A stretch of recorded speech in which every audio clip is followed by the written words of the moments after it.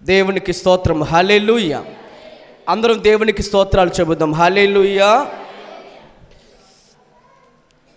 మనం చదవబడినటువంటి ఈ లేఖన వాక్యములో దేవుని మందిరము లేదా దేవుని సంగమునకు దేవుడు ఎందుకు అంత ప్రాముఖ్యతనిచ్చారో మనం ఆలోచన చేసుకుందాం. ఆలోచన చేయండి. సంఘము, దేవుని మందిరము అంటే ఒక బిల్డింగ్ కాదు.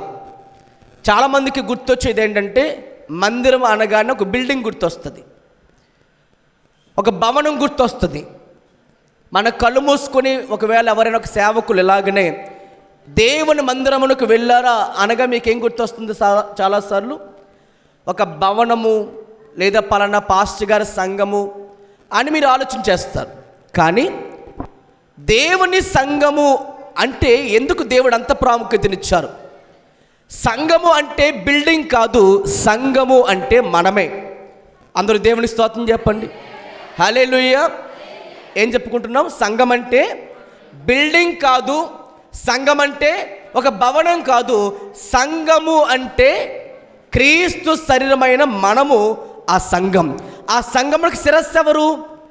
యేసు ప్రభువారు. అంటే ప్రతి ఆధిపత్యము కూడా విశ్వాసం ఉంచి బాప్తిసం తీసుకొని రక్షించబడిన ప్రతి మానవునికి శిరస్సు యేసు ప్రభువారు అయి ఉన్నారు. హల్లెలూయా.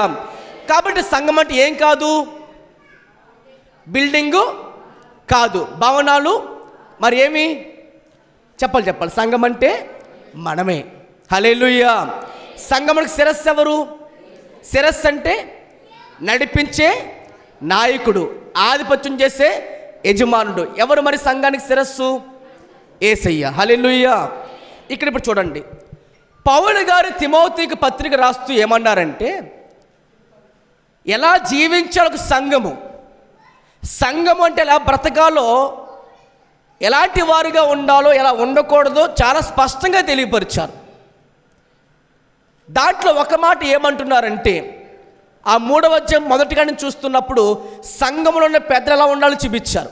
సంఘంలో ఉన్న పెద్దలు ఎలా ఉండాలి, ఎలా ఉండకూడదు అని చెబుతూ చివరిలో వారు ఏమంటున్నారంటే 15 వచనం చదువుతున్నాడు. అయినను నేను ఆలస్యం మొదటి తిమోతి పత్రిక 3:15 అయినను నేను ఆలస్యం చేసిన ఆలస్యము చేసిన ఎడల దేవుని మందిరములో అనగా జీవము గల దేవుని సంఘములో జనులు ఎలాగో ప్రవర్తించవలెనో అది నీకు తెలియవలెనని అది నేను మీకు తెలియజేస్తున్నాను. దేవునికి స్తోత్రం కలుగునుగాక.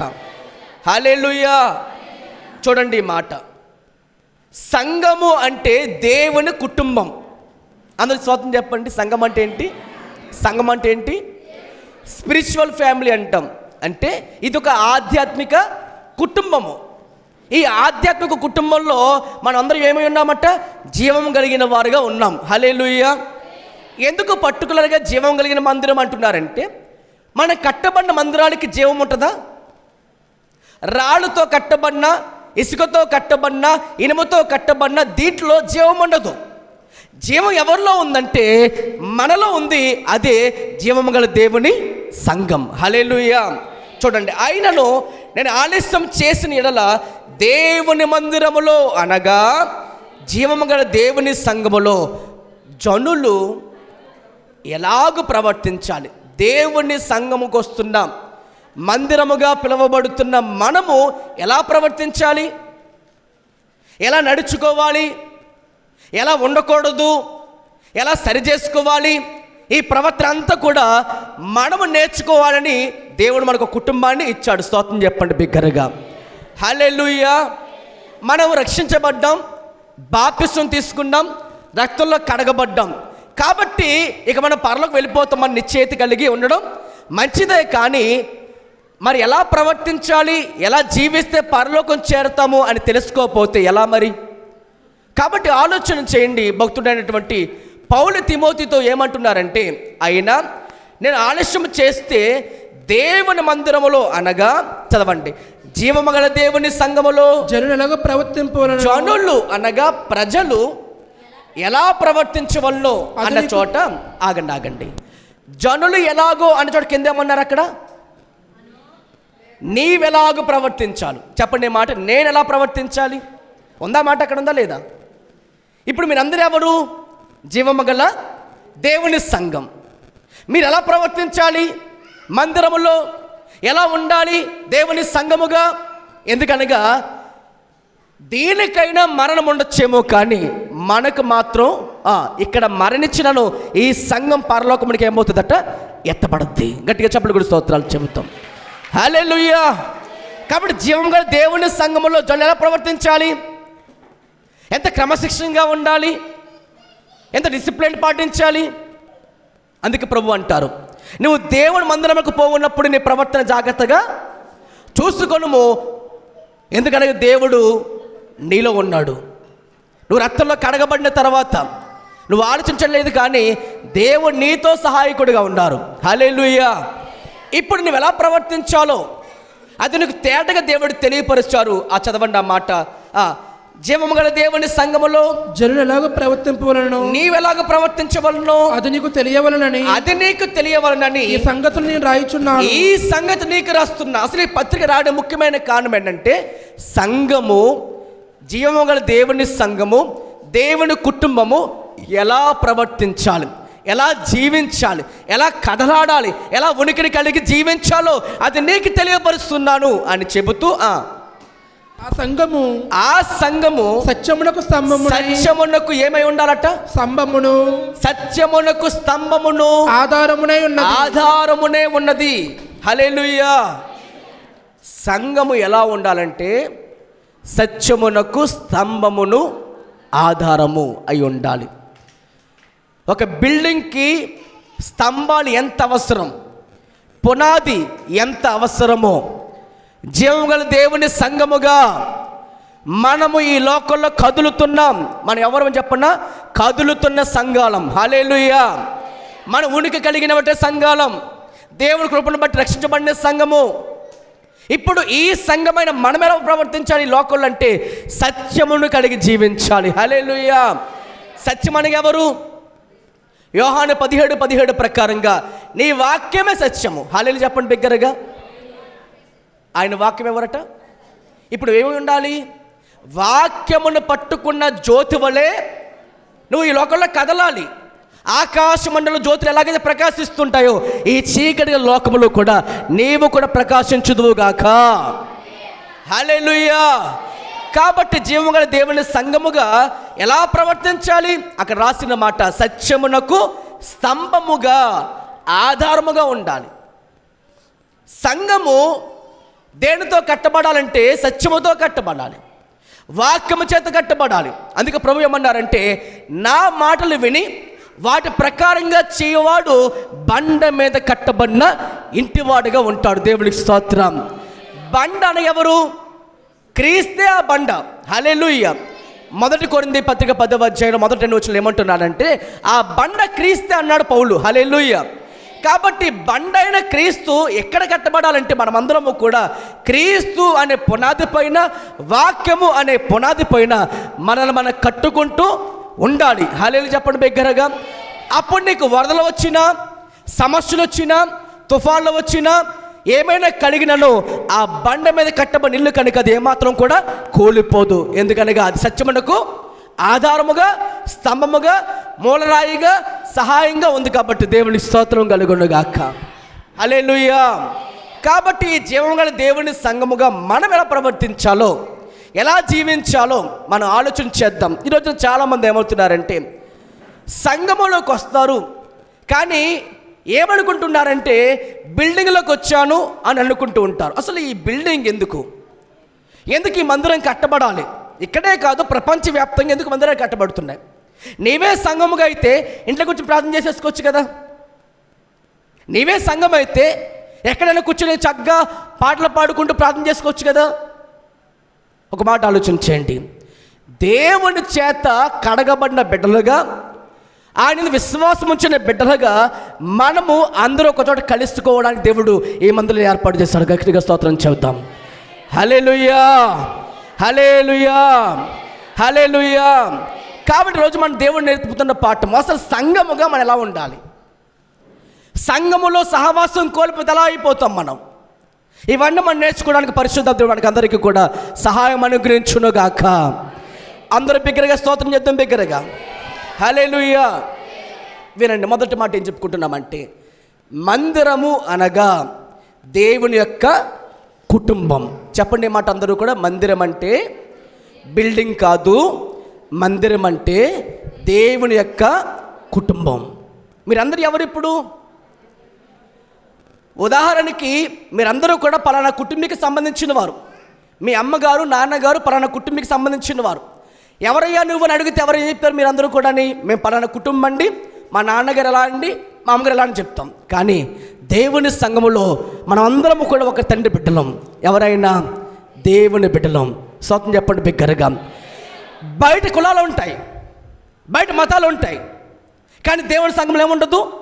కుల మత భేదాలకు తేడా ఉండదు. అసలు దేవుని దృష్టిలో అందరము కూడా దేవుని కుటుంబమే, దేవునితో సమానమే. ఇక్కడ హెచ్చుతగ్గులు ఉంటాయా? ఉండవు. లోకంలో ఉంటాయి, లోకంలో నువ్వు పలానా క్యాస్ట్ అంటారు, కానీ దేవుని సంఘంలో మాత్రం క్యాస్ట్ ఉండదు. దేవుడి కులం అసలు ఉంటుందా? దేవుడికి అసలు కులమే ఉండదు. కాబట్టి ఇది దేవుని సంఘముగా పిలువబడింది. దేవుని స్తోత్రం చెప్పండి బిగ్గరగా. కాబట్టి దేవుడు అన్నారు, సమాధానమైన బంధము చేత ఆత్మ కలిగించు ఐక్యతను కాపాడుకున్నట్టు ఎందుకు మీ అందరూ కూడా శ్రద్ధ కలిగిన వారే ఒకరినొకడు ప్రేమతో సహించుకొనొచ్చు. ఖైదీనైన దేవుడు పౌలుగా చెప్తున్న మాట ప్రకారంగా ఒకడే దేవుడు, ఒకటే బాప్తిస్మము, ఒకటే విశ్వాసము, ఒకటి మీ తండ్రి కూడా పైన దేవుడు ఒక్కడే, ఆత్మ కూడా ఒక్కడే అన్నాడు. దేవుడు స్తోత్రం చెప్పండి బిగ్గరగా. కాబట్టి ఒక్కడైన దేవునికి మనందరం ఎలాంటి వారమే ఉన్నాము? ఒక్కటే ఉన్నాము. దేవుడిని స్తోత్రం చేద్దాం బిగ్గరగా. కాబట్టి మనమందరము ఈ లోకంలో ఎలా ఉండాలని ప్రభువు చెప్తున్నారంటే, దేవుని కుటుంబంగా మీరు ఉన్నారు. దేవుని స్తోత్రం చెప్పండి అందరూ కూడా.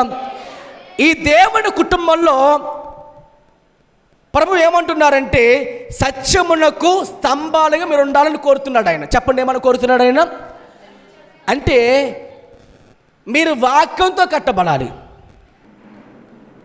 అన్నీ కలిగి ఉన్న వాక్యం లేకపోతే హృదయాల్లో లోకం అడుగుతుంది మిమ్మల్ని, అసలు యేసు అంటే ఎవరు? మీరేం చెప్తారు? యేసు అంటే ఎవరు అని అడిగితే ఏం చెప్తారు మీరు?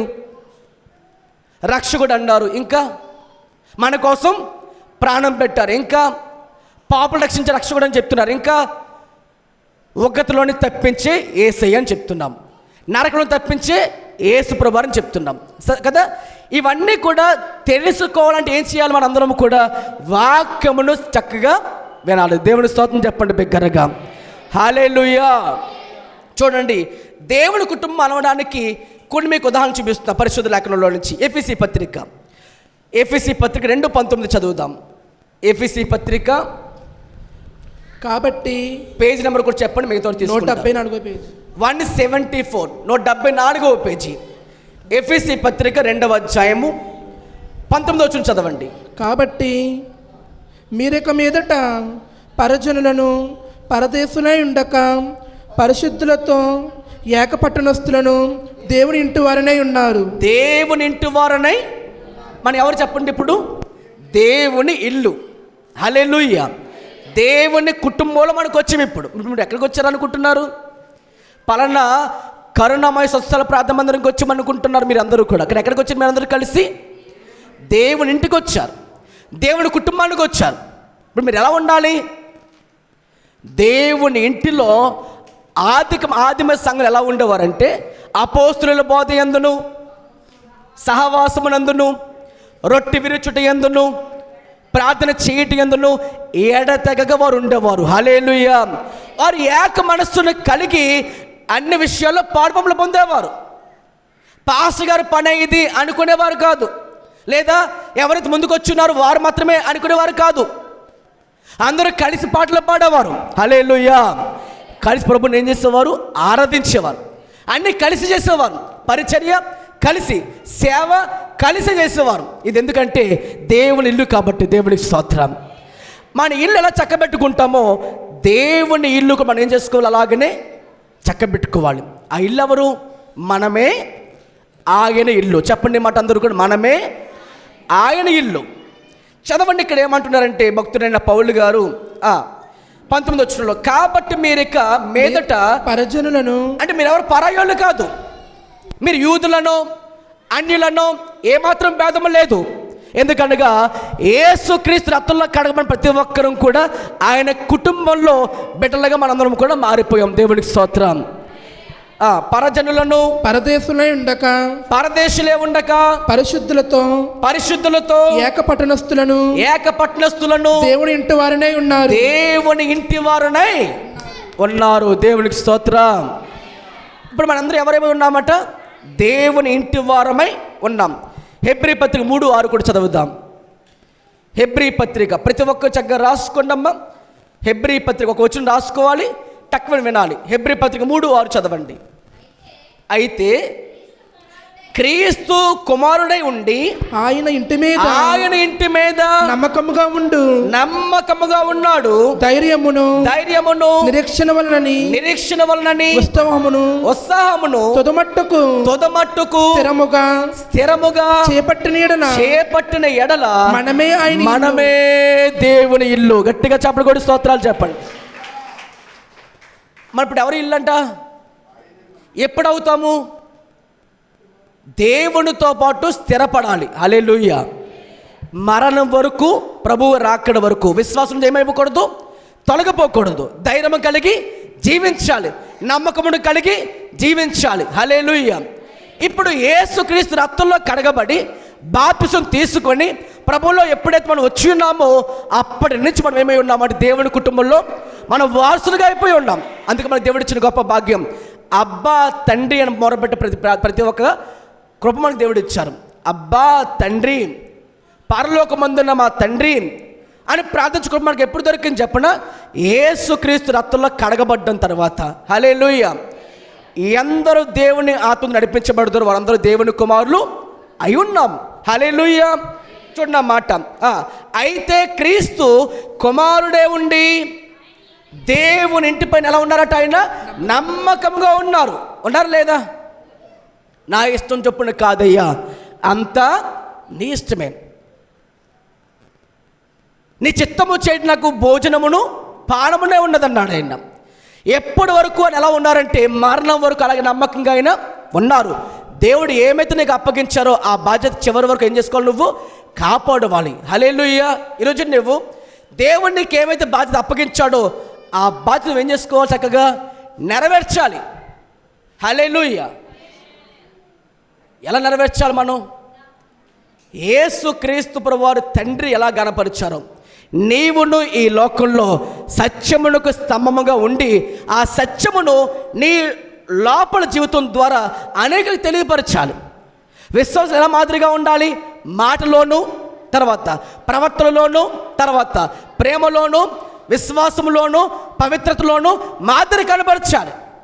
లోకస్తులు జీవించినట్టు జీవించాలా? జీవించకూడదు. లోకస్తులు మాట్లాడేటప్పుడు నువ్వు మాట్లాడచ్చా? మాట్లాడకూడదు. లోకము చెడుగా జీవిస్తే నువ్వు ప్రత్యేకంగా జీవించాలి. హల్లెలూయా. మూర్ఖులకు ఈ తరం వరకు నీవు ఎలా ఉండాలట? వేరే రక్షణ పొందాలి. ఈ రక్షణ మనం ప్రారంభంలో తీసేసుకున్నాం కదా, పాసుకు రానొద్దు. సంపూర్ణ రక్షణ కొరకు ప్రభు మన కోసం విజ్ఞాపన చేస్తున్నాడు. దేవునికి స్తోత్రం కలుగునుగాక. మనం ఎలా ఉండాలి? మనందరం కూడా ఆయన కుమారుడే ఉండి మనందరినీ కూడా ప్రేమించిన ఆ దేవుడు నమ్మకంగా ఈ లోకంలో దేవుని ఇంటిపైన ఆయన వారసుడిగా ఉన్నట్లుగానే మనమును ధైర్యమును ఎలా ఉండాలి? మనందరం కూడా ధైర్యం కలిగి ఉండాలి. ఎందుకని? మనకెందుకు ధైర్యం కావాలి? మనం ఎందుకు భయం ఉండకూడదు అంటే దేవుడు త్వరగా రాబోతున్నాడు కాబట్టి మనకు ఆ ధైర్యం. హల్లెలూయా. ప్రభు త్వరగా రాబోచున్నారు. హల్లెలూయా. కాబట్టి ధైర్యం కలిగి ఉండాలి. లోకంలో ఏమి తిందుమా, ఏమి త్రాగుదామా, ఏమి ధరించుకుందామా అని ఏమాత్రం చింతించిన అవసరం లేదు. ఒకవేళ మీరు అందరూ కూడా మొదట ఆయన రాజ్యమును నీతిని వెతికితే తప్పకుండా అవన్నీ దేవుడు అనుగ్రహిస్తాడు. దేవుని స్తోత్రం చెప్పండి బిగ్గరగా. మనం భయపడిన అవసరం లేదు. జుట్టు ఊడిపోతే భయపడ అవసరం లేదు. ఎందుకని? ఈ జుట్టు ఎప్పుడైనా ఏమైపోతుంది, ఒకరోజు పోవాల్సిందే. జుట్టు కోసమో లేకపోతే వస్త్రాల కోసమో దేనికోసం భయపడిన అవసరం లేదు. ఎందుకంటే మన దేవుడు త్వరగా రాబోతున్నాడంట. హల్లెలూయా. అందుకని మనం ఆలోచన చేస్తే ఇక్కడ ఏమంటున్నారంటే ధైర్యమును నిరీక్షణ మనకు ఉండాలి. ఏ నిరీక్షణ కలిగి ఉండాలి? మనందరం కూడా ఈ లోకములో ఏమి సంపాదించకపోయినా పర్లేదు, పరలోకము కోసం నేను సంపాదించుకోవాలి. దేవుడి స్తోత్రం కలుగునగాక. అందుకే పౌలు గారు ఏమన్నారంటే, మంచి పోరాటమును మంచి విశ్వాసమును నా కొరకు ఏముంది, నా కొరకు జీవ కిరీటం ఉందన్నాడు. దేవుడి స్తోత్రం. నీతి కిరీటం ఉందన్నాడు. దేవుడికి స్తోత్రం. అక్షయమైన కిరీటం నా కోసం బహుమానికి దేవుడు ఉంచారు. కాబట్టి దేవుడి స్తోత్రం చెప్పండి బిగ్గరగా. ఎంత గొప్ప సాక్ష్యము మేఘంగా మనం ఆవరించుకున్నందున ప్రతి భారమును సులువుగా చిక్కులు పెట్టే పాప విడిచిపెట్టి విశ్వాసమున కట్టయు దాన్ని కొనసాగిస్తున్న యేసు వైపు చూసుకుంటూ వారు ముందుకే పరిగెత్తారు. దేవునికి స్తోత్రం. వెనుకున్నవ మరిచి గతాన్ని పక్కన పెట్టి దేవుని కోసం పరుగులెత్తుదుముగాక. హల్లెలూయా అని చెబుతూ ఏమన్నారంటే, ధైర్యమును నిరీక్షణ ఉత్సాహమును తొదమట్టుకు స్థిరముగా చేపడితే మనమే ఆయన ఇల్లు మరియు పరిశుద్ధాత్ముడు చెప్పుచున్నాడు.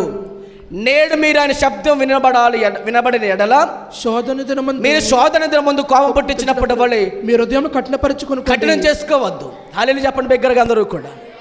అంటే పరిశుద్ధాత్మ దేవుడు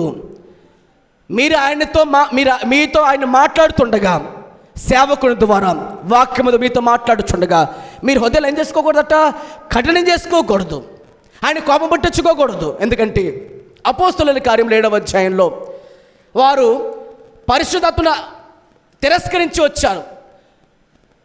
స్టెఫను గారు ప్రసంగం చేస్తుండగా పరిశుద్ధాత్మ దేవుడు పలుకుతుండగా వారు ఏం చేశారని పరిశుద్ధాత్మను వ్యతిరేకంగా మాట్లాడారు. అపోస్తలుల కార్యం 7వ అధ్యాయం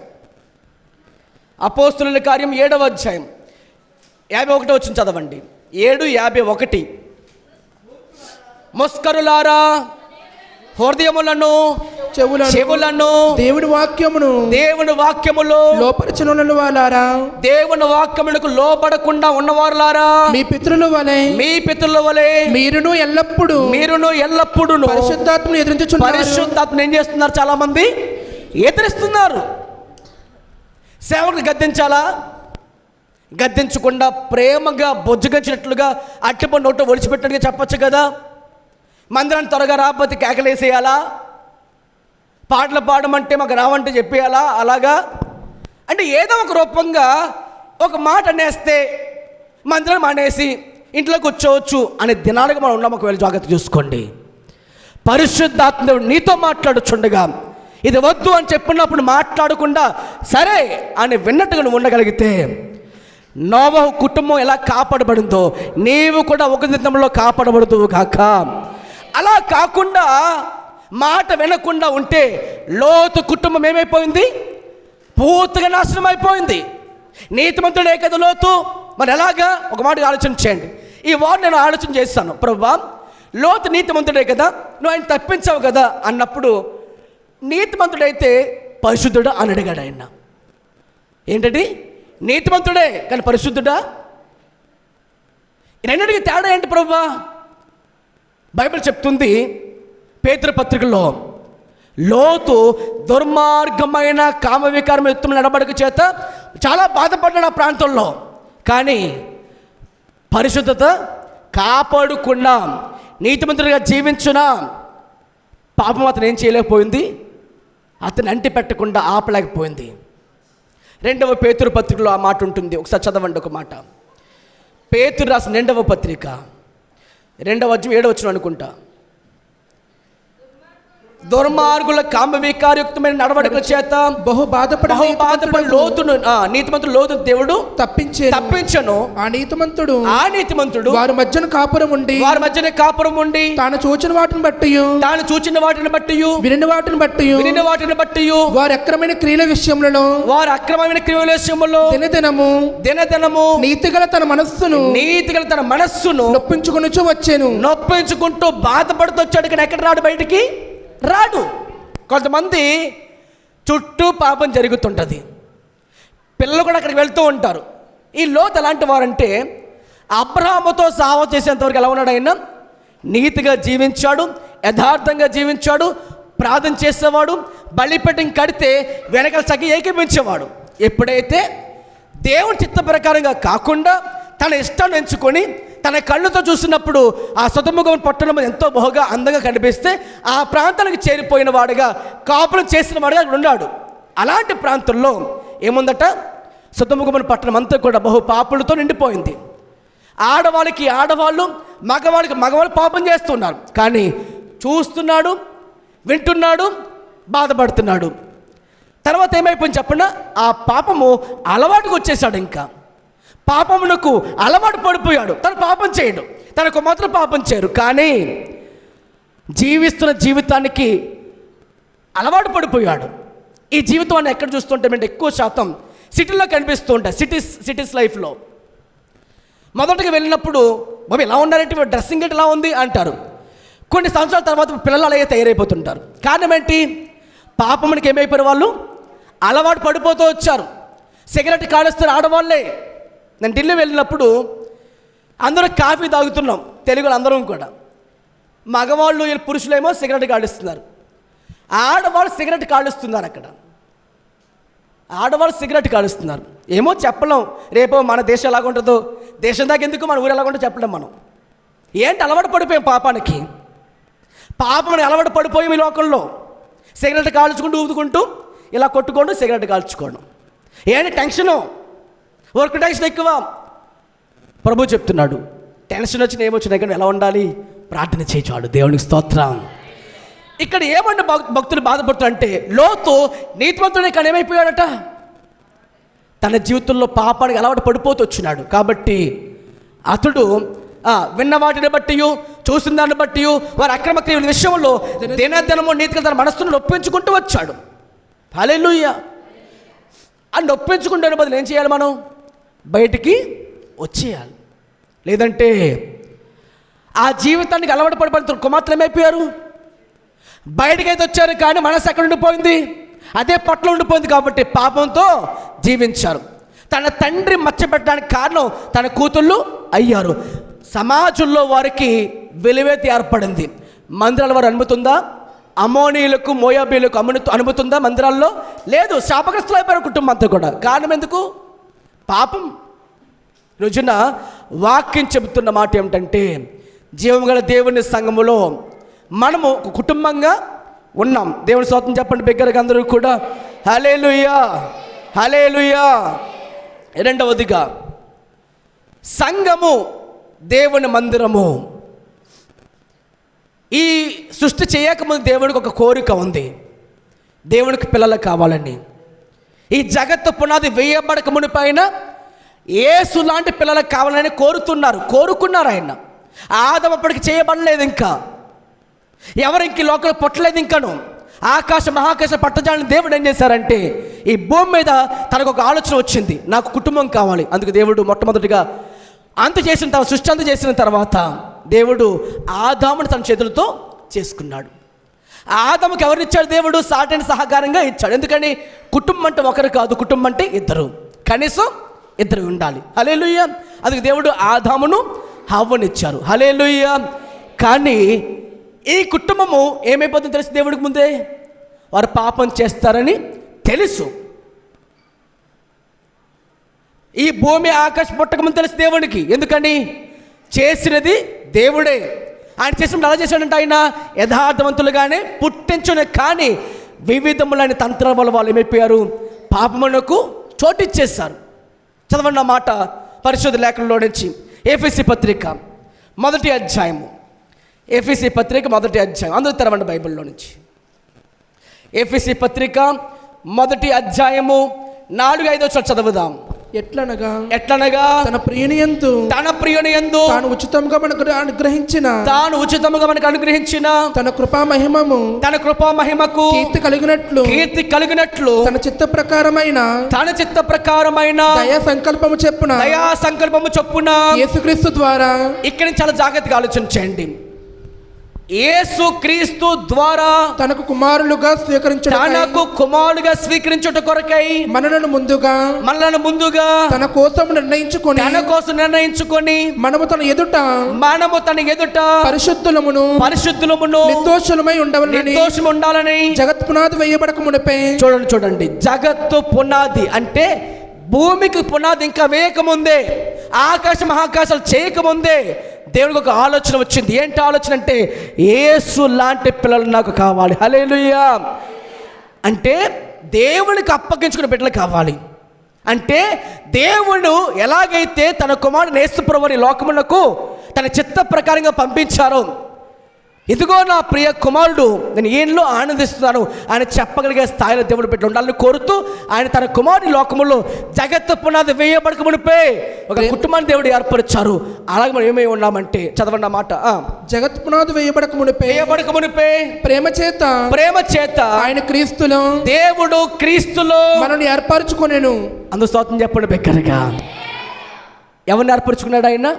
చెప్పండి. నన్ను ఏర్పరచుకున్నాడు. చెప్పగలరా మీరు ధైర్యంతో? లోకంలో కొన్ని కోట్లాది మంది ఉన్నారు. ఇంకా విషయం చెప్పనా, తల్లి కడుపు లోపల పిండముగా తయారవక ముందే కొన్ని లక్షల కోట్ల శుక్రకణాలు లోపల ఉంటాయి, కొన్ని కోట్ల కణాలు ఉంటాయి. అవన్నీ పక్కన పెట్టి ఒక చిన్న కణ మాత్రం బ్రతికింది. ఆ బ్రతికిన వాడు నువ్వే. హల్లెలూయా. తల్లి గర్భంలో పిండముగా ఉండకముందు మనం ఏమై ఉన్నామట? ఏర్పరచబడ్డాము. హల్లెలూయా. పౌలు గారు అంటారు, తల్లి గర్భములో పిండముగా రూపింపక మునిపే నన్ను దేవుడు ఏర్పరచుకున్నారు. ఇర్మీయా గారు అన్నారు, ఏమని? నేను ఇంకా బాలుడిగా ఉన్నప్పుడు దేవుడు ఏం చేసుకున్నాడు? ఇంకా ఆయన తల్లి లోపల ఇంకా పిండముగా రూపించబడ మునిగిపోయి నన్ను దేవుడు ఏర్పరచుకున్నారు. దేవుడికి స్తోత్రం కలుగునుగాక. ఇప్పుడు మన అందరం ఎక్కడున్నాం? ఇప్పుడు ఆయన ఏర్పాటు కిందకు వచ్చాం. మనం ఆయన బిడ్డలమై ఉన్నాము. చూడండి ఆ మాట.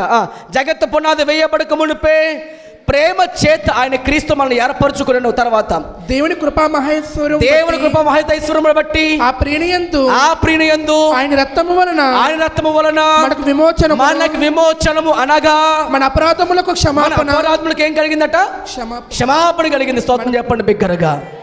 అపరాధముల చేతను పాపముల చేతను చచ్చిపోయిన వారే ఉండగా దేవుడు ప్రేమించి మనల్ని ఏం చేశారట? క్రీస్తుతో కూడా బ్రతికించాడంట. దేవునికి స్తోత్రం. ఈ విమోచనము, ఈ విడుదల, ఈ స్వతంత్ర ఎవరి వల్ల వచ్చింది? మనకి దేవుని వల్ల ఈ లోకల్లో మనకు వచ్చింది. దేవుని స్తోత్రం చెప్పండి బిగ్గరగా. హల్లెలూయా. కాబట్టి మనం ఏమున్నామంటే, దేవుని సంకల్పం మనం ఏమున్నామట? విశ్వం లేకముందే ఆయనలో మనల్ని ఏర్పరచుకున్న దేవుని బట్టి ఉందో స్తోత్రం చెప్పండి బిగ్గరగా. రెండవ మాట ఏంటి? దేవుడు మనం ఏం చేసుకున్నారట? విశ్వము లేకముందే మనల్ని ఏర్పరచుకున్న దేవుడు అని. మూడవ మాట, ఎఫెసీ పత్రిక 5వ అధ్యాయము 25 నుంచి చదవండి.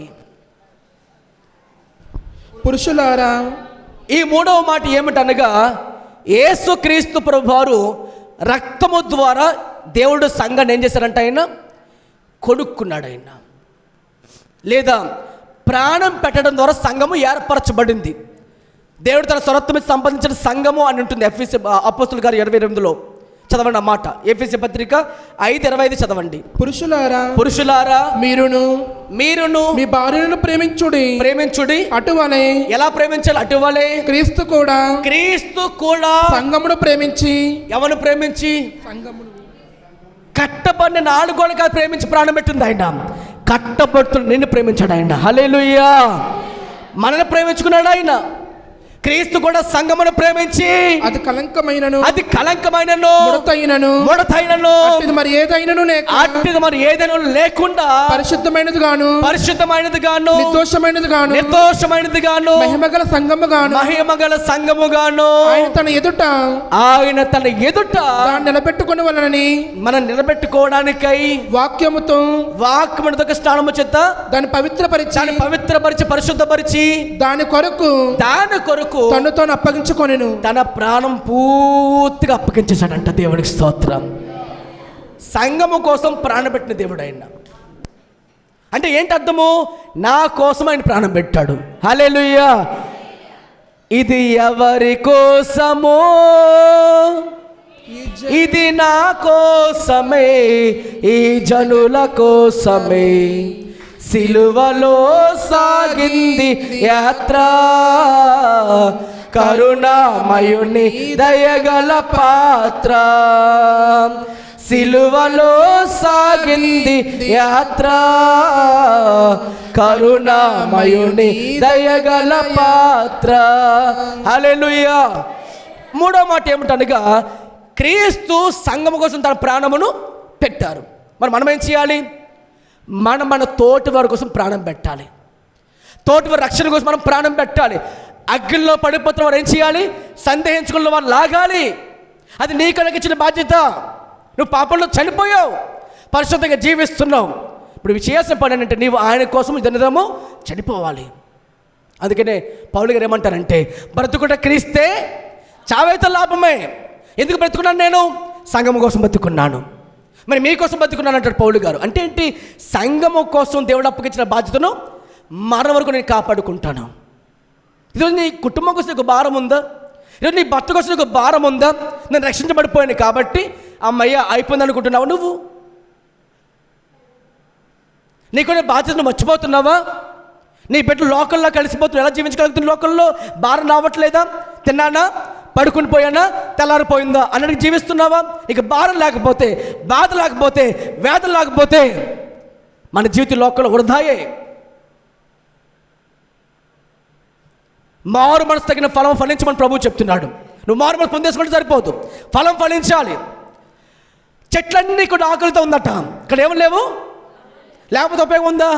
నరికేమని ప్రభు చెప్తే ఒక్క సంవత్సరం చూద్దాం, ఏ సంవత్సరం చూద్దాం అనుకుని ఆయన ఇంకా అవకాశం మనకి ఇస్తున్నాడు. దేవుడి స్తోత్రం చెప్పండి. లేదంటే ఏమో లేదు, ఇంకా బ్రతుకు లేదు, జీవితం లేదు. ఇది నీకు అర్థమైతేనే దేవుని సంఘములో, కదలాడుతున్న సంఘములో నీవు నాకు ఒక బాధ్యత నీకు అప్పగించాడు. అదేమిటంటే యోహాను సువార్త 15వ అధ్యాయం ఏమంటాడంటే, ప్రాణం పెట్టేందుకు మనం ప్రేమించమని తోటి వారిని. ఈ బాధ్యత ఎంతమంది నెరవేరుస్తున్నా చూడండి. యోహాను సువార్త 15వ అధ్యాయం, అందరూ తెరవండి. యోహాను సువార్త 15వ అధ్యాయము 13వ వచనం చదవండి. తన స్నేహితుల కొరకు తన ప్రాణం పెట్టువానికంటే ఎక్కువైన ప్రేమ గలవాడు ఎవడి లోకంలో లేడు. హల్లెలూయా. యేసు తన బిడ్డల కోసం, మన కోసం తన ప్రాణం ఎలాగే పెట్టి ఉన్నారో, ఆయన ప్రాణం పెట్టింది ఒక వ్యాపారం కోసం కాదు. ఆయన ప్రాణం పెట్టింది ఒక దేశం కోసం కాదు. ఆయన ప్రాణం పెట్టింది ఒక మనిషి కోసం కాదు, ప్రపంచ మానవాళి కోసము తన రక్తాన్ని చింతన చేసిన బట్టి గడిగా స్తోత్రం చేద్దాం బిగ్గరగా. ఎంతగా ప్రాణం పెట్టారంట? మనం బలహీనమే ఉండగా, పాపులమే ఉండగా, అపరాధములు ఉండగా దేవుడు తన ప్రేమతో మనందరినీ కూడా బ్రతికించుకున్నాడు. అంత ప్రాణం పెట్టాడు ఆయన. దేవుడు స్తోత్రం చెప్పండి ఒకసారి. ప్రాణం పెడతాడు అనేవారు ప్రాణం తీసే రోజులు ఇవి. కానీ నీ కోసం నువ్వు నాకు ఏం చేస్తావో అనుకునే స్వార్థం కాకుండా, యేసు నువ్వు ఏమి చేయకపోయినా కానీ, ఆయన తిరస్కరించినా కానీ, ఆయన దూషించినా కానీ, ఆయన గడ్డం పీకినా కానీ, ఆయన ఉమ్ము వేసినా కానీ, ఆయన జుట్టు పైన, ఆయన తలపైన కిరీటం పెట్టినా కానీ, పక్కల బల్లముతో పొడిచినా కానీ ప్రేమతోనే ప్రేమించాడు ఆయన. అంత గొప్ప ప్రేమ లోకల్ ఎక్కడ దొరుకుతుందా? తల్లి ఇవ్వగలదు, తండ్రి ఇవ్వగలడా? ఆడపిల్ల పుట్టిందండి, చెప్పాయి బయట ఇసిరాయి, నాకు ఆడపిల్లి లోకంలో వద్దు అనుకుని ఉన్నచ్చేమో. కానీ దేవునికి ఆడ మగ హెజ్రాయ తేడా లేదు. అందరి దేవుడు రాజ్యంలో ప్రవేశిస్తారు. గట్టిగా స్వార్థం చేద్దాం దగ్గరగా. దేవుడు అందరికి సమానమే, అందరూ సమానం. ఆయనకి ఒకటే ఉండాలి. ఆయన రాజ్యంలో ప్రవేశించాలి. ఏం కావాలి నీకు అర్హతగా? ఆయన రాజ్యంలో ప్రవేశించాలంటే ప్రభువా ప్రభువా ఆయన పిలవడం కాదు, తిరిగి జన్మించాలి. హల్లెలూయా. ఒక నీటి మూలముగాను ఆత్మ మూలముగా జన్మిస్తేనే తప్ప ఆయన రాజ్యంలో ప్రవేశించలేం. నీరనగా ఆయన వాక్యంతో పుట్టాలి నువ్వు. హల్లెలూయా. ఆత్మలుగా అంటే ఏంటి? పరిశుద్ధాత్మ ప్రేరేపణ చేద్దాం. నువ్వు రక్షణ పొందుకోవాలి, నువ్వు రక్షణ పొందుకోవాలి. అందరూ బిగ్గరగా దేవుని స్తోత్రం చెప్పండి అందరూ కూడా. హల్లెలూయా. కాబట్టి ప్రభువు చెప్తున్న మాట ఏమిటంటే, యేసు సంఘము కోసం తన ప్రాణమునే అర్పించారు. ఇక 4వ మాట ఏమిటంటే, సంఘము నిత్యము కూడా ఉంటుందంట. హల్లెలూయా చెప్పండి బిగ్గరగా. ఎఫెసీ పత్రిక 3వ అధ్యాయం, ఎఫెసీ పత్రిక 3వ అధ్యాయం 21వ వచనం చదవండి. ఎఫెసీ పత్రిక 3వ అధ్యాయం అడుగు వాటన్నిటికంటేను 21వ వచనం. అడుగు వాటన్నిటికంటేను అడుగు వాటన్నిటికంటేను ఊహించు వాటన్నిటికంటేను ఊహించి వాటన్నిటికంటేను అత్యధికముగా చేయగల శక్తి గల దేవునికి క్రీస్తు యేసు మూలముగా సంఘములో తరతరములు సదాకాలము మహిమ కలుగునుగాక. హల్లెలూయా చెప్పండి బిగ్గరగా. అంటే ఏమంతమంది మీకు సంఘము తరతరాలు ఆయన మహిమతో ఉంటుంది. సంఘం అంటే ఏంటి? భవనాల మరి ఎవరు సంఘం అంటే? మనం. ఎప్పుడు ఉంటాము? నిరీక్షణ కలిగి ధైర్యము కలిగి ఆయన ఎంత స్థిరంగా ఉంటేనే నువ్వు ఎక్కడుంటావు? పరలోకంలో చేర్చబడతావు. హల్లెలూయా చెప్పండి బిగ్గరగా. తెస్సలోనికీయులకు రాసిన మొదటి తెస్సలోనికీయులకు పత్రిక 4:17 కూడా చదవండి. 4:17 కూడా. తెస్సలోనికీయులకు రాసిన మొదటి పత్రిక 4:17. ఆ మీదట సజీవులమై నిలిచి ఉండు మనము వారితో కూడా ఎవరితో కూడా? మరణించిన వారితో కూడా ఏకముగా ప్రభువుని ఎదుర్కొనుటకు ఆకాశ మండలమునకు మేఘముల మీద కొనిపోబడుదుము కాగా మనము సదాకాలము. మనమంటే ఎవరము? చివరి వరకు, మరణం వరకు, లేదా ఆయన వచ్చే ముందే మనం మరణించేసామనుకోండి, మనం ఈ లోకంలో జీవించిన జీవితాన్ని బట్టి, కాపాడుకున్న విశ్వాసమును బట్టి, క్రియల బట్టి ఈ లోకంలో ఏమవుతాం? మనం మరణిస్తాం. కానీ మనకన్నా ముందుగా చేర్చబడిన వారితో యోగయోగాలు ఆయనతో ఉన్నట్టుగా మన దేవుడు ఏర్పరచుకున్నాడు. దేవుడి స్తోత్రం చెప్పండి బిగ్గరగా. సదాకాలము ఆయనతో మనం ఏముంటామట? నిలిచి ఉంటాం. మనం మేఘముల మీద కొలుపబడుతున్న సమయంలో మనం ఆయనతో కూడా ఏమవుతామట? సదాకాలం ఆయనతో ఉంటాం. దేవుడి స్తోత్రం చెప్పండి బిగ్గరగా. 4వ మాట, సదాకాలము ఆయనతో మనం ఉంటామని చెప్తున్నారు.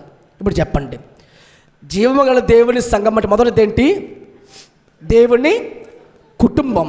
రెండవదిగా ఈ విశ్వం లేకముందు ఏం చేశాడు? ఆయన మనల్ని అందరినీ కూడా దేవుడు ఏర్పాటు చేసుకున్నారు. మూడవదిగా మన కోసము అనగా సంఘము కోసం ఆయన ఏం పెట్టారంట? తన ప్రాణం పెట్టారంట. నాలుగవదిగా సదాకాలము ఆయనతో కృపకి దేవుడు అనుగ్రహించారు. ఇది సంఘము దేవుడు ఇచ్చిన గొప్ప భాగ్యం. ఈ రోజున సంఘముగా కలుసుకుంటున్నామా? పోనీ కలుసుకుని మనలో ఐక్యత ఉందా? ఉండాలి. ఉండలేదా? ప్రయత్నం చేయాలి. లేదంటే పరలోకం చేరలేం. ప్రభు చెప్తారు, క్షమాపణ లేకుండా పరలోకం చేరగలుగుతామంటే చేరలేం. ఈరోజు చాలామంది సంఘం అంటే దూరం అయ్యే స్థితిలోకి వస్తున్నారు నేటి దినాలు. ఎందుకంటే అన్నీ బాగున్నాయి. జ్వరం వస్తే సంఘం, ఏదైనా ఇంట్లో బాగోకపోతే సంఘం, ఏదైనా బాగోకపోతే ప్రార్థన, అప్పుడే కలుసుకుంటాం అన్నట్టుగా మనం ఉండకూడదు. ఎవరైనా అక్కలో ఉంటే ఏం చేయాలి? మనం సంఘముగా మన ముందుకు రావాలి. హల్లెలూయా. చూడండి, ఇప్పుడు మీ అందరికీ అర్థమైంది సంఘం అంటే అర్థమైంది కదా. ఇప్పుడు చూడండి అపోస్తుల కార్యం. ఇక్కడ చాలా జాగ్రత్తగా వినండి. దేవుడు తప్పక మనతో మాట్లాడతాడు. ఆయన అపోస్తుల కార్యములు 20వ అధ్యాయము, అపోస్తుల కార్యములు 20వ అధ్యాయము 7 నుంచి చదవండి. ఆదివారమున అందరూ జాగ్రత్తగా చదవండి. ఆదివారమున మేము రొట్టె విరుచుటకు కూడినప్పుడు పౌలు మరునాడు వెలనై ఉండి వారితో ప్రసంగించుచు అర్ధరాత్రి వరకు విస్తరించి మాట్లాడుచుండెను. మేము కూడి ఉన్న మేడగదిలో అనేక దీపములుండెను. అప్పుడు ఐతుకోను ఒక యవనస్తుడు కిటికీలో కూర్చుండి గాఢ నిద్రపోయి పౌలు చాలాసేపు ప్రసంగించుచుండగా నిద్రభారం వలన జోగి 3వ అంతస్తు నుండి కింద పడి చనిపోవాడై ఎత్తబడెను. అంతటా పౌలు కిందకి వెళ్ళి అతని మీద పడి కౌగిలించుకొని, మీరు తొందరపడద్దు, అతని ప్రాణం అతనిలో ఉన్నదని వారితో చెప్పండి. చాలు వినండి జాగ్రత్తగా మాట. ఇక మనం చదివినటువంటి మాటల్లో పౌలు గారి వాక్యం ప్రసంగిస్తున్నారు. అది అర్ధరాత్రి పూట, చాలా సమయం అయిపోతూ ఉంది. ఇంచుమించు ఆయన విస్తరించి మాట్లాడుతూ వచ్చారు వాక్యాన్ని. తర్వాత వెళ్ళిపోతే ఇక్కడ ఉన్న సంఘం బలపడాలి, ఏమో ఏ రోజు ఎవరు వెళ్ళిపోతుందో తెలియదు కదా. వెళ్ళే ముందు మారుమనసు పొందడం కోసం ఆయన ప్రతిరోజు విస్తరించి మాట్లాడుతూ వచ్చారు. ఆయన ఆ ప్రాంతంలో విస్తరించి మాట్లాడి వాక్యాన్ని ప్రసంగించారు. అయితే ఏం జరిగిందట, ఆదివారం మేము రొట్టె విరుచుటకు కూడినప్పుడు అంటే అర్థం ఏంటి? సంఘముగా వచ్చినప్పుడు. స్వతం చెప్పండి అందరూ కూడా. సంఘం అంటే ఏంటి? మనమేనా? కూడి వచ్చారు మనలాగే. ఆ తర్వాత ఏంటంట, పౌలు మర్నాడు వెళ్ళనే ఉండి వారితో ప్రసంగిస్తూ అర్ధరాత్రి వరకు 12 అయిపోయిందో 1 గంట అయిపోయిందో అలా మాట్లాడుతూనే ఉన్నాడంట. స్వతం చెప్పండి బిగ్గరగా. మాట్లాడుచు ఉండెను. మేము కూడి ఉన్న మేడగదిలో, ఎక్కడ కూడుకునే వాళ్ళంట? ఒక మేడగదిలో కూడుకున్నారు. అంటే అక్కడ మందులు లేకపోవచ్చు, మేడగదిలో అందరూ కలిసి కూడుకున్నారు. అప్పుడేమైంది? అప్పట్లో ఈ లైట్లు లేవు. మరి ఏం చేస్తారు వారు? అర్ధరాత్రి పూట దీపాలు వెలిగించేవారు. అంతెందుకు అనుకున్న కొన్ని సంవత్సరాల క్రితం ఎలా ఉన్నాం మనం అందరం కూడా, లాంతలు వెలిగించుకునేవారు కదా. అలా వారు ఏం చేసేవారంటే దీపాలు వెలిగించుకొని ఉండెను. అప్పుడు ఐతుకు ఒక యవనస్తుడు కిటికీలో కూర్చుండి, ఎక్కడ ప్లేస్ లేనట్టుగా మంద మధ్యలో కాకుండా మందకు దూరంగా, సంగమనకు దూరంగా ఎక్కడ ఉన్నాడట? కిటికీ పక్కన కూర్చున్నాడు. కిటికీలో కూర్చున్నాడంట. గాఢ నిద్రపోయి అక్కడ ఏం చేస్తాడు? పోనీ వాక్యం విన్నాడా? అంటే లోకం చూడొచ్చు, దేవుణ్ణి చూడొచ్చు, వాక్యం వినొచ్చు, లోకంలో కూడా అటు ఇటు వెళ్తున్నామని చూడొచ్చు. అప్పుడు ఏమైందిట? అకస్మాత్తుగా బాగా గాఢత పట్టేసింది దానికి. ఊగిపోతున్నాడు, లాగలా ఊగిపోతున్నాడు. పౌలు గారు వాక్యం పైన అందరూ వింటూ ఉన్నారు. పౌలు గారు వాక్యం చెప్తున్నారు. వారందరూ ఎక్కడ ఉన్నారు? ఇప్పుడు సంఘములో ఉండి ఆయన వాక్యం చెప్తుంటే వింటూ ఉన్నారు. మరి ఈయన ఎక్కడ ఉన్నాడు? సంఘమునకు వెళ్ళిపోయాడట. కిటికీ పక్కన కూర్చున్నాడంట. నిద్రపోతున్నాడంట. జోగుతుంటూ ఏమైపోయాడు? అక్కడి నుంచి పైనుంచి కిందకి పడ్డాడు. ఎక్కడి నుంచి అట? 3వ అంతస్తు మీద నుంచి. 3వ అంతస్తు మీద నుంచి కింద పడితే బతుకుతాడా? ఏ మనిషి కూడా ఏమైపోయాడు? చచ్చిపోయాడు. ఆలోచన చేయండి. నేను ఒక్కొక్క మెట్టు ఎదుగుతున్నాను కాబట్టి నేను పడిపోను అనుకోవద్దు. కొంత నిలుచున్నాను తలంచుకునేవాడు పడిపోకుండా జాగ్రత్తగా చూసుకోవాలి. నీ గర్వమే నాశనం చేస్తుంది. నువ్వు పడిపోవడం కారణం ఏంటనుకుంటున్నావు? సంఘంలోనికి రావాలిగా, మధ్యలో కూర్చోవాలిగా, నేను సెపరేట్గా ఉంటాను అనుకుంటే అలాగా, నేను ప్రత్యేకమైన వాడు అనుకుంటే అలాగా. ఈ ఐతుకు ఏం చేశాడట? సంఘములో లేకుండా సంఘమునకు వెలుపలుగా ఉండి, దూరముగా ఉండి, ఎక్కడ? అంచులలో కూర్చున్నాడంట. ఏమైపోయాడు? వెంటనే అలా పడిపోయాడు. నువ్వు ఎంత ఎదుగవో కాదు. ఈ స్థాయి మొదటి స్థాయి కాదు, ఓకే. 2వ స్థాయి ఓకే. 3వ స్థాయి ఓకే. పడిపోకుండా ఏం చేసుకోవాలి? నువ్వు జాగ్రత్త పడాలి. నాకు బాగా అన్ని తెలుసండి అనుకున్నా పడిపోతున్నావు ఖచ్చితంగా. మనం ఈ లోకంలో జాగ్రత్త పడాలి. ఏమైపోయాడు? బాగా ఎదిగిన వాడే, వాక్యం తెలిసిన వాడే, పాటలు పాడుతున్న వాడే ఇక్కడ ఏమైపోయాడట? విస్తరించి మాట్లాడడం వల్ల అలాగనే గాఢ నిద్రపోయాడంట. ప్రభు చెప్తున్నాడు, మీరు శోధన ప్రవేశించకుండా మెలకువగలిగి ప్రార్థన చేయండి. నిబ్బరమైన బుద్ధికి మెలకువగా ఉండండి. అతను పడిపోయాడు, చచ్చిపోయాడు కింద పడిపోయి. అందులో కంగారు వచ్చేసింది, గలిబిల మొదలైపోయింది. మళ్ళీ ఆయన పౌలు గారు మొత్తం వాకం పక్కన పెట్టి వెంటనే కిందకి వెళ్ళి ఆయన పైన పడి ప్రార్థన చేసి, మీరు తొందరపడద్దు ఆయన బ్రతికాడని చెప్పి దేవుని కృప చేత బతికించి మళ్ళీ తిరిగి లేవనెత్తి మళ్ళీ ఎక్కడికి వెళ్ళిపోయారు అందరూ కూడా. మరలా సహవాసంకి వెళ్ళి మళ్ళీ వాక్యం ప్రకటిస్తున్నారు. గట్టిగా చప్పట్లు కూడా స్తోత్రాలు చెబుతాం. ఎక్కడో ఎవరో ఏదో అయిపోయింది అనుకోండి, మనం ఏం చేస్తాం? మందిరం మానేస్తాం. మరి ఆయన ఏం చేశాడట? మందిరం మానలే, మళ్ళీ పైకి లేవనెత్తి ఏం చేశాడు? అతన్ని అక్కడ వాక్యం చెప్తున్నాడు. దీని అర్థం ఏంటంటే, నువ్వు మందిరములో మంద మధ్యలో సహవాసం లేకపోతే, అంచులో ఉండిపోతే అపవాదికి దొరికిపోతావు. జాగ్రత్త.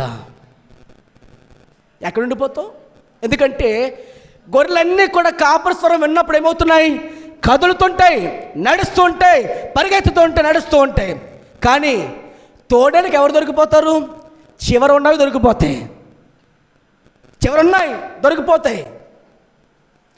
మంద మధ్యలో ఉంటే నీకు క్షేమంగా ఉంటావు. నువ్వు దేవుని స్తోత్రం చెప్పండి. మందకు మధ్యలో ఉండాలి, సంఘంలో క్షేమంగా నీకు ఉంటావు. సంఘం మధ్యలో ఉండాలి, సహవాసులు ఉండాలి. లేకపోతే ఏమైపోతున్నావు? జోగి పడిపోయినటువంటి ఐతిక వలె మన జీవితం కూడా, మన ఆత్మీయ ఎలా ఉండవు. ఒకప్పుడు అపరాధముని చేతను పాపముని చేతను మనము కూడా చచ్చిన వారి కింద పడిపోయాం. ఏ భేదము లేదు, అందరూ పాపం చేసిన వారమే. పడిపోయిన వారిగా ఉండగా దేవుని కృప వల్ల అందరూ ఒక బతికి ఉన్నాం. గట్టిగా చెప్పగొట్టి స్తోత్రాలు చెబుతాం. హల్లెలూయా. కేవలం ఆయన కృప చేత మొత్తం తప్ప మనం ఏమీ చేయలేము. ఇప్పుడు ప్రభువు చెప్తున్నమాట, అక్కడి నుంచి మనం నేర్చుకుని కొన్ని పాటలు నేర్చుకు ముగించేసుకుందాం. సంఘం మధ్యలో ఉంటే, సహవాసులు ఉంటే నీకేం కలుగుతుంది లాభం? మొదటి మాట, దేవుని శక్తి నీకు దొరుకుతుంది. అపోస్తలుల కార్యం 1వ అధ్యాయం 4-5 చదివిన తర్వాత 8వ వచనం చదువుకుందాం. నేను చెప్పేస్తాను, టైం సరిపోదు, వినండి జాగ్రత్తగా. నా వైపు చూడండి, మీరు ఒక పాయింట్ రాసుకుని నాకు వినండి, సరిపోతుంది. సంఘములో ఉండడం వల్ల నీకేంటి, సహవాసులు ఉండడం వల్ల నీకేంటి ప్రయోజనం? మొదటి మాట, దేవుని శక్తి నువ్వు పొందుకుంటావు. ఒకవేళ నువ్వు సహవాసం కోల్పోయావా, ఏమైపోతున్నావు అంటే శక్తిని కోల్పోతాం, బలహీనవు అయిపోతావు, ప్రార్థనలో శక్తి కూడా తగ్గిపోద్ది. నువ్వేం చేసిన ప్రార్థన జవాబు రావట్లేదు. కారణం ఏంటి? నువ్వు సంఘంలో ఏమలేదు, సహవాసాన్ని కోల్పోయావు. పొయ్యి లోపల అన్నీ కూడా అగ్గితో వెలిగించబడినప్పుడు మండుతూ ఉంటావు, అది పక్కన పెట్టేస్తే ఏమైపోతావు? చల్లారిపోతూ ఉంటావు. నేటి నీ జీవితం ఒకవేళ అలాగుంటే గుర్తుపెట్టుకో, నువ్వు సంఘంలో సహవాసం నీకుందా లేదా ఆలోచన చేసుకో. హల్లెలూయా.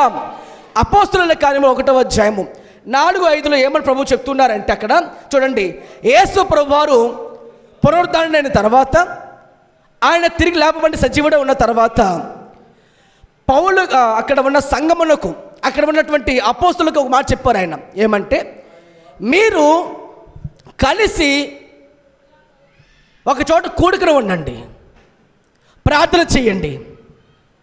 మీరు ఎక్కడికి వెళ్ళిపోవద్దు.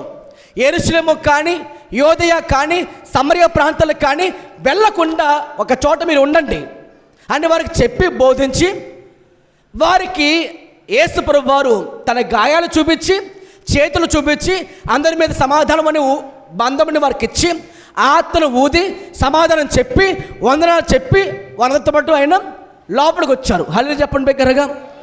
యేసు ప్రభువారు ఆరోహణమైపోతున్న సమయంలో ప్రభువారికి చెప్పిన మాట ఏంటంటే, అయినను పరిశుద్ధాత్ముడు మీ మీదకి వచ్చినప్పుడు మీరు ఏం పొందుకుంటారు? శక్తిని పొందుకుంటారు. కాబట్టి మీరు ఏం చేయండి, ఒక జడ కూడుకుని ఉండమని చెప్తే సుమారు 500 మందికి పైగా చెప్పాడు ఆయన. హల్లెలూయా చెప్పండి బిగ్గరగా. ఎంతమంది చెప్పాడు ఆయన? 500 మందికి పైగా చెప్పాడు. ఆ మాట ఎక్కడ ఉంటుంది మీకు? 1 కొరింథీ పత్రిక 15వ అధ్యాయంలో స్పష్టంగా రాయబడి ఉన్నాయి.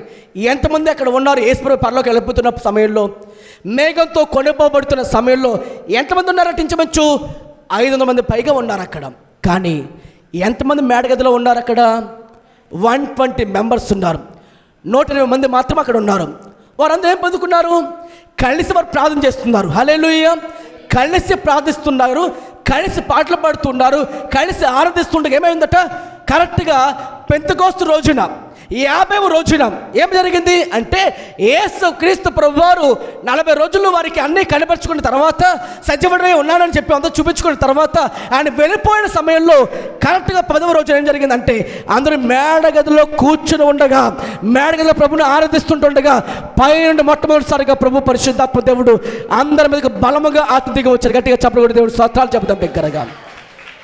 యేసు మాట విని నమ్మిన వారు మాత్రమే ఆ శక్తి పొందుకున్నారు. నమ్మని వారు ఏమైపోయి, నమ్మని వారు, కూడని వారు, సంఘంలోకి రాని వారు, మనలో కూర్చొని వారు ఎవరు కూడా ఆ శక్తిని అనుభవించలేకపోయారు. కలిసి ఉన్న చోట ఆయన శక్తిని నువ్వేం చేస్తున్నావు? పొందుకుంటావు. నువ్వు నమ్మాలి పరిశుద్ధాత్మ దేవుణ్ణి. పరిశుద్ధాత్మ దేవుడు నమ్మనే కారణంగా వారు ఏమయ్యారట? ఆ ఆత్మను పొందుకున్నప్పుడు వారు అగ్ని చివలో దిగి వచ్చిన ఆత్మతో వారు ఏమైపోయారట? అభిషేకంతో మాట్లాడుతుండగా లోకముకు అర్థం కాలే, వారు త్రాగనుకున్నారు. అందరూ కూడా వాడు పేతులు నిలబడి లేచమంటున్నారంటే, ఇదిగో యోవేలు ప్రవచించిన మాట ఏంటంటే, నా ఆత్మను ఏం చేస్తున్నాను?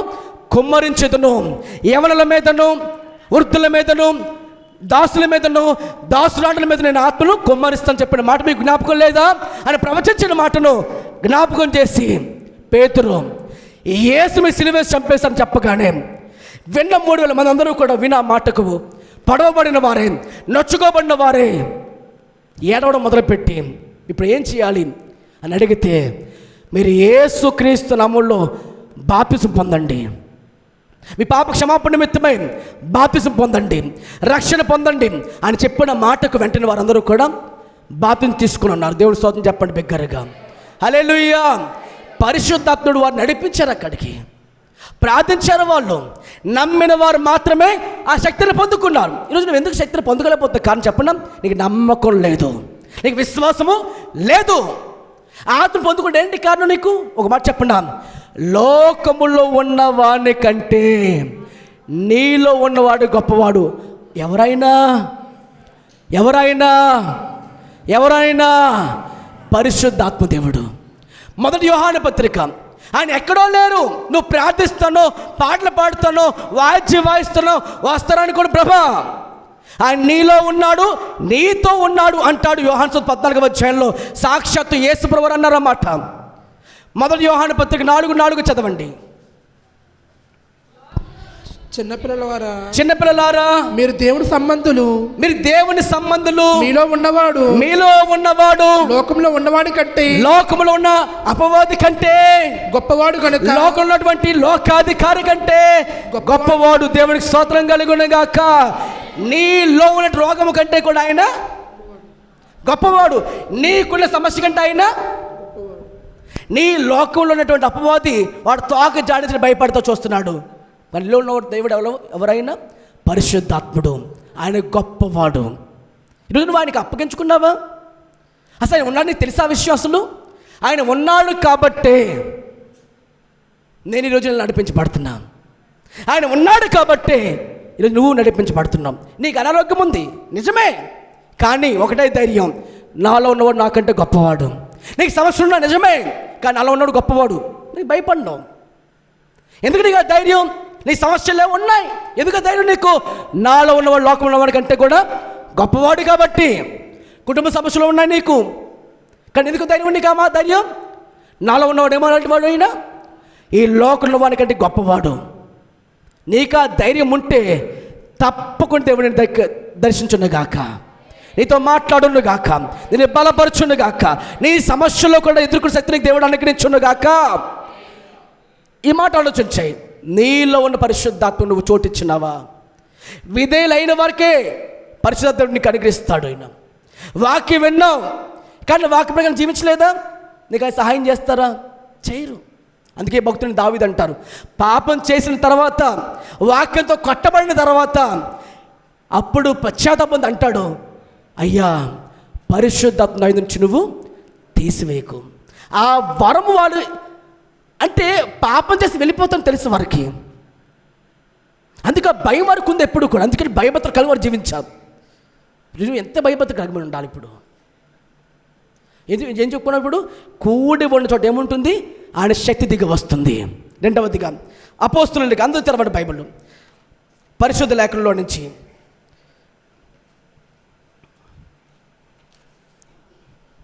మార్కు సువార్త 2:3 చదవండి.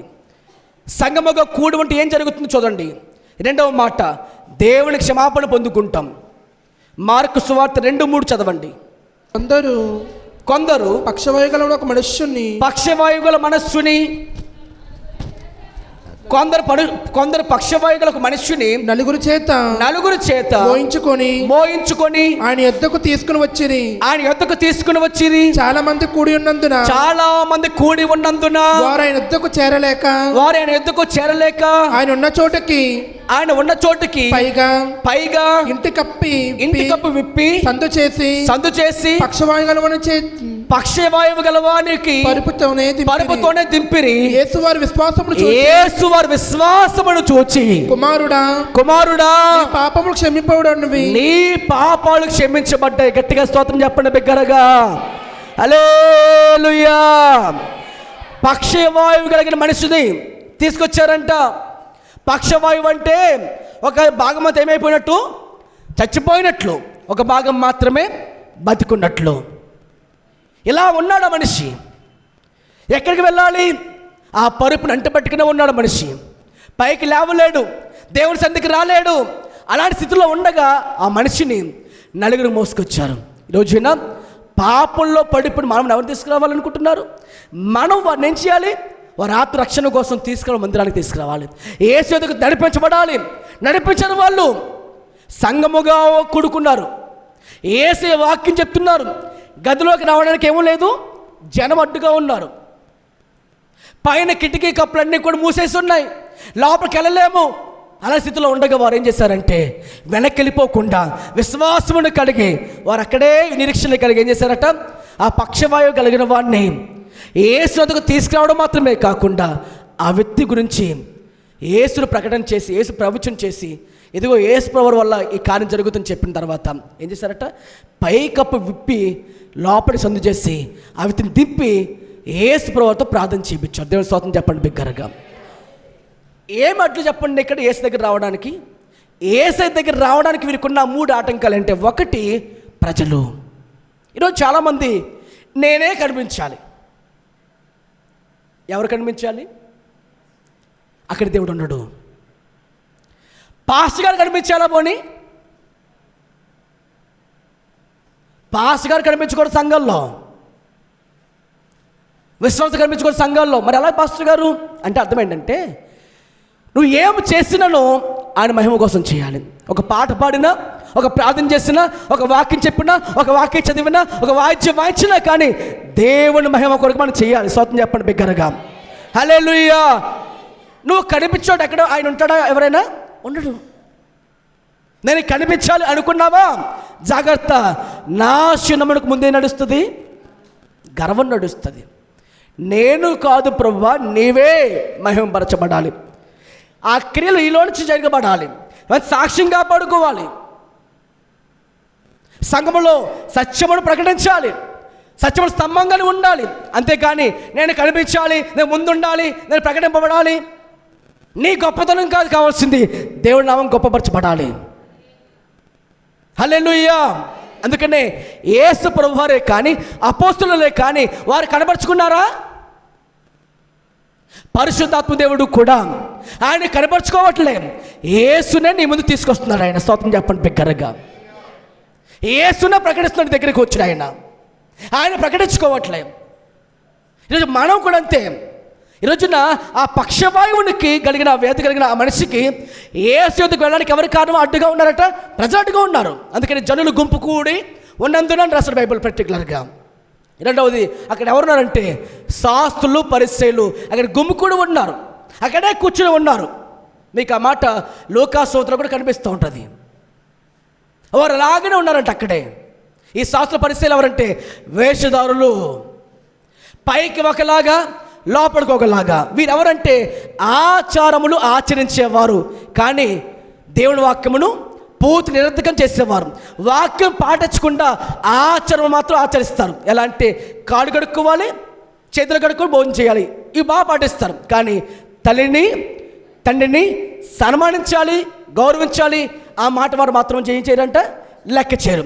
పైకి భక్తిగా ఉంటారు కానీ లోపల శక్తి లేని వారికి ఉంటారు. వీరెవరు వారికి అడ్డుగా ఉన్నారు. అంటే నీ మతము కూడా ఏం చేస్తుంది? జీవితంలోనికి యేసును కనపరచకుండా చేసేస్తుంది. నీ ఆచారములైనా, నీ సాంప్రదాయములైనా, నీ మూఢనమ్మకాలైనా సరే యేసుని ఏం చేస్తుంది? యేసుని కనపరచడం కూడా ఆపేస్తుంది. ఇక మూడవది ఏంటంటే అక్కడ వారికి అడ్డుగా ఉన్నది పైకప్పు. ఇంటికి పైకప్పు ఏం చేస్తుందట? లోపల యేసు ప్రభువు దగ్గరికి వెళ్ళడానికి ఆటంకం. అప్పుడు ఏం చేశారు? వాళ్ళు వెళ్ళిపోయారా? ఆ ఇంటి పైకప్పుకి ఎక్కేసి దాన్ని పైన తీసేసి ఏం చేస్తారట? లోపలికి దిగి మంచంతో దింపి యేసు ఎదుట కూర్చోబెట్టగానే అప్పుడు యేసు ప్రభు ఏం చేశారట? రోగం పోవునుగా కల్లే, నీ పాపములు క్షమించబడును కాకన్నాడు. గట్టిగా స్తోత్రం చెప్పండి బిగ్గరగా. కూడి ఉన్న చోట ఏమవుతుంది? నీ పాపాలు కూడా క్షమించబడుతున్నాయి. అందుకే సహవాసం అవసరం. ఇప్పుడు ఈ సంఘం ఎందుకు అవసరం నీకు? జీవముగల దేవుని సంఘమా, నీకేం అవసరం అంటే రోగం పోవడంతో పడింపవాలి, నీ జీవితంలో పాప క్షమాపణ పొందాలి. అందుకే ప్రభు మొట్టమొదటిసారి పలికిన పాట నీ రోగం పోవుడుగా కలలే. ఎందుకంటే ఆ రోగానికి కారణం పాపం. ఆ రోగానికి కారణం ఏంటి? పాపం. పాపం పోతే నీకేం పోతుంది? రోగం పోతుంది. అందుకు ప్రభు ఏమన్నా చూడండి అన్నమాట. మార్కు సువార్త 2వ అధ్యాయం 5 చదవండి. 5. యేసు విశ్వాసం తీసుకువచ్చిన వారి విశ్వాసమును చూచి, కుమారుడా నీ పాపములు క్షమింపబడి ఉన్నవని, నీ పాపములు క్షమించబడ్డాయి, నీ రోగము కాదు నీ పాపాలు క్షమించబడ్డాయని చెప్పి పక్షవాయువు గలవానితో చెప్పాను. శాస్త్రుల్లో కొందరు అక్కడ కూర్చుని ఉన్నారు. వారు ఇతడు ఇట్లెందుకు చెప్పుచున్నాడు? దేవుడు చెప్పాలి కదా పాపాలు క్షమించద్దు, కానీ దేవుడు కొద్దిగా నీకుందా? చూసారా, కూడి ఉన్న వాళ్ళే ఆయన వాక్యం వింటున్న వాళ్ళు ఏం చెప్తారు? వాళ్ళు ఇప్పుడు నువ్వు దేవదోషం చేస్తున్నావు అన్నారు అంటే నువ్వు దేవుడిని చెప్పుకుంటున్నావు. కూర్చుని ఉన్న వారిలో కూడా ఏం లేదు? విశ్వాసం లేదు. ప్రభు చెప్పిన మాట అదే. దేవుడు నాకు ఈ అధికారం ఇచ్చారు, ఈ పాపాలు క్షమించబడును గాక. క్షమించబడ్డాయి అంటే ఏంటి? రోగము కంటే కూడా పాప క్షమాపణ నీకు చాలా ప్రాముఖ్యం. ఈరోజు చాలామంది రోగము కోసమే అయితే మరి పాపం కోసం ఏం చేస్తావు? రోగం తగ్గకపోతే మరణిస్తే ఎక్కడికి వెళ్తావు? పాపంతో ఉంటే నరకంకి వెళ్తావు. పాపాలు క్షమించబడి పరిశుద్ధపరచబడిన తర్వాత ఒకవేళ మరణించి ఎక్కడికి వెళ్తావు? పరలోకం చేరుతావు.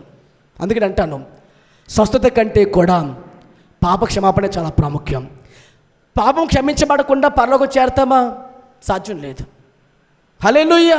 అంటే కూడి ఉన్న చోట ఏం జరుగుతుంది? పాప క్షమాపణ నీకు దొరుకుతుంది. యోహాను సువార్త 2వ అధ్యాయంలో కూడా చదవండి. యోహాను సువార్త 2వ అధ్యాయంలో కూడా వ్యభిచారంతో పట్టబడిన స్త్రీని ఎక్కడుండగా తీసుకొచ్చారు వాళ్ళు? యోహాను సువార్త 8వ అధ్యాయంలో 8వ అధ్యాయంలో 2వ వచనం చదువుదాం. తెల్లవారు కానీ ఏ స్త్రీకి దేవాలయంలోకి రాగా ప్రజలందరూ ఆయన ఎద్దకు వచ్చేది కనుక, అంటే దేవాలయంలోనికి రాగా ఒక పాపని తీసుకొచ్చారు అక్కడికి. తెల్లవారుదాం తీసుకొచ్చేసారట. ఎలా తీసుకొచ్చారు వారు? ఆ వ్యక్తిని నిర్దాక్షిణ్యంగా ఆ స్త్రీని ఈడ్చుకు తీసుకొచ్చి ఆయన ఎదురు నిలబెట్టగా యేసు ప్రభు వారు అక్కడ ప్రకటించిన మాట ఏంటంటే, ఇదిగోనయ్యా ఈ పాపం చేసింది కదా, మోషే ధర్మశాస్త్రం ప్రకారం ఏం చేయలేమని? రాళ్ళతో కూడా చంపేయాలి. ఏం చేస్తావు నువ్వు అని శోధించడానికి అడిగారట. మాటికి అడుగుతారు అలాగా. అందుకే యేసు ప్రభు ఏమన్నారంటే, ఓకే ఆయన రాళ్ళతో కొట్టండి, కానీ మీలో ఎవరైనా పాపం చేయకపోతే రాయి వేయమనగానే ఎవరు వేయగలిగారా? ఎవ్వరు వేయలేకపోయారు. అందరూ కింద పడేస్తారు. ఆమెకి ప్రభు చెప్పిన మాట, అమ్మా నేను కూడా నీ మీద రాయి వెయ్యను, అందరూ పాపులై ఉన్నారు, నేను తప్ప, నాకు రాయి వేసే అధికారం ఉంది, కానీ నేను వేయను అని చెప్పి ఎక్కడో పాపము చేయొద్దు. ఎక్కడ ఉండగా దొరికిందా క్షమాపణ? దేవాలయమునకు వెళ్ళి ఉండగా. అంటే మందిరములో ఏం దొరుకును? క్షమాపణ దొరుకును. నీకు అర్థమైందా? నువ్వు మందిరం మానేసి ఇంట్లో కూర్చోను, పని ఎక్కువైపోయిందండి, ఫంక్షన్లు ఎక్కువైపోయినాయండి, నువ్వు రాకపోతే మరి ఫంక్షన్ జరిగిపోకుండా ఆగిపోతా, మరి లేదా పనులు అయిపోయినాయండి, వ్యాపారం అండి, స్కూల్ ఫీజులు కట్టాలండి. ముందు నీవు దేవునిపై పూర్తిగా ఆనుకోగలిగితే దేవుడు తప్పకుండా నీ జీవితంలో కార్యం చేస్తాడు. ఆయన ఎవరికి పనులు లేవు? మాకు పనులు లేవు, మీకు పనులు లేవా? ఏదో పనులు ఉన్నాయని చెప్పకండి. ఆయన ఊపిరి ఇచ్చాడు కాబట్టి మనం ఇలా ఉన్నాం. ఇంకా నీతో పని లేదనుకున్నాడు అనుకో, అంతే, మొక్కలు పిగిన బాగా పక్కన పడేస్తాడు. ఆయన పెద్ద ఉపయోగం పెద్ద ఏం కాదు ఆయనకేమి. ఈజీ, చాలా ఈజీ అది. రెండవ మాట క్షమాపణ దొరుకు. మూడో మాట ముగింపు చేసుకుందాం. పరిశుద్ధ లేఖనం తెరిచి మాట యోహాను సువార్త 20వ అధ్యాయం 20వ వచనం చదవండి. యోహాను సువార్త 20వ అధ్యాయం 20వ వచనం చదవండి. 20 ఆయన అలాగు చెప్పి వారికి తన చేతులను పక్కన చూపగా శిష్యులు ప్రభువును చూచి సంతోషించిరి. అప్పుడు యేసు మరలా మీకు సమాధానము కలుగును గాక అన్నారు. హల్లెలూయా. అంటే యేసు క్రీస్తు ప్రభువారితో సహవాసంలో ఉంటే నీకేమో కలుగుతుందంట? సమాధానం కలుగుతుంది. నీకున్న సమాధానం మరి? అప్పులు చూస్తే భయం, ఆర్థిక సమస్యలు బట్టి భయం, ప్రతిదానికి భయం. మనిషి చూస్తే ఎప్పుడు కూడా పైకి నవ్వుతావు కానీ లోపలే ఉంది నీకు ఎప్పుడు కూడా దుఃఖమే. కారణం ఏంటి? నువ్వు సహవాసంలో లేవు. తర్వాత యేసు ప్రభు వారికి వందనము చెప్పి సమాధానం చెప్పి పాప క్షమాపణ అధికారం నీకు అనుగ్రహించి వరాలిచ్చి ఆత్మనిచ్చి వెళ్ళిపోయిన తర్వాత వారితో ఎవరు లేడట అక్కడ? తోమ వారితో కూడా లేడు. అది 20వ అధ్యాయం 26 చదవండి. 8 రోజులైన తర్వాత 8 రోజులైన తర్వాత ఆయన శిష్యులు మరలా లోపల ఉన్నప్పుడు తోమ వారితో పాటు లేకపోయాను. తలుపులు మూయబడి ఉండగా యేసు వచ్చి మధ్య నిలిచి నీకు సమాధానం కలుగును గాక అన్నారు. హల్లెలూయా. ఆయనతో వరకు ఏముంది? సమాధానము. ఆయనతో లేని వరకు ఏముంది?